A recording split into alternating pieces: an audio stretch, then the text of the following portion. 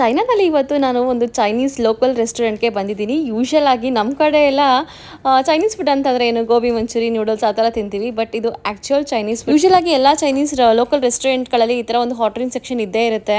ಸಾಮಾನ್ಯವಾಗಿ ಚೈನಾದ ಎಲ್ಲ ರೆಸ್ಟೋರೆಂಟ್ಗಳಲ್ಲೂ ಈ ಥರ ತಟ್ಟೆ ಬೌಲು ಮತ್ತು ಚಾಪ್ಸ್ಟಿಕ್ನೆಲ್ಲ ಯೂಸ್ ಮಾಡಿರೋದನ್ನು ಕೂಡ ತೊಳೆದ ಮೇಲೆ ಪ್ಯಾಕ್ ಮಾಡಿ ಇಟ್ಟಿರ್ತಾರೆ, ಕವರ್ ಮಾಡಿ.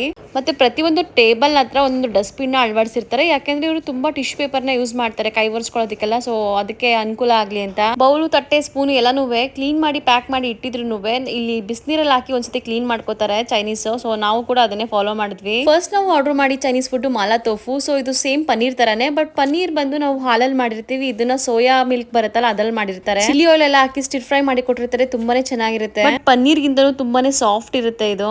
ಯೂಶುವಲ್ ಆಗಿ ಚೈನೀಸು ಒಂದು ಕಪ್ ತಗೊಂಡ್ರೆ ಇಷ್ಟೇ ರೈಸ್ ತಿನ್ನೋದು. ಸೊ ನಾವು ಒಂದೊಂದ್ಸತಿ ಕೆಲವೊಂದ್ಸಲ ಚೈನೀಸ್ ರೆಸ್ಟೋರೆಂಟ್ಗೆ ಬಂದಾಗ ಚೈನೀಸ್ ಥರನೇ ಒಂದು ಸ್ವಲ್ಪನೇ ರೈಸ್ನ ತಿನ್ನಬೇಕು ಅಂತ ಅನ್ಕೋತೀವಿ. ಇದು ನಮ್ಮ ಸೆಕೆಂಡ್ ಡಿಶ್ಶು.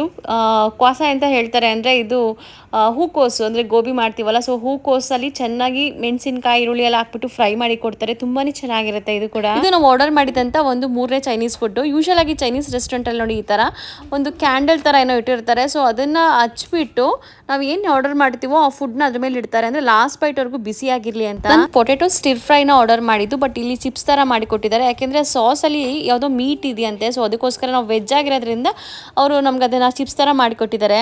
ಈ ವಿಡಿಯೋ ಇಷ್ಟ ಆಗಿದೆ ಅಂತ ಅನ್ಕೋತೀನಿ. ಮತ್ತೆ ಒಂದು ಚೈನಾದ ಹೊಸ ವಿಡಿಯೋದಲ್ಲಿ ಸಿಗ್ತೀನಿ. ಅಲ್ಲಿವರೆಗೂ ಬಾಯ್ ಬಾಯ್.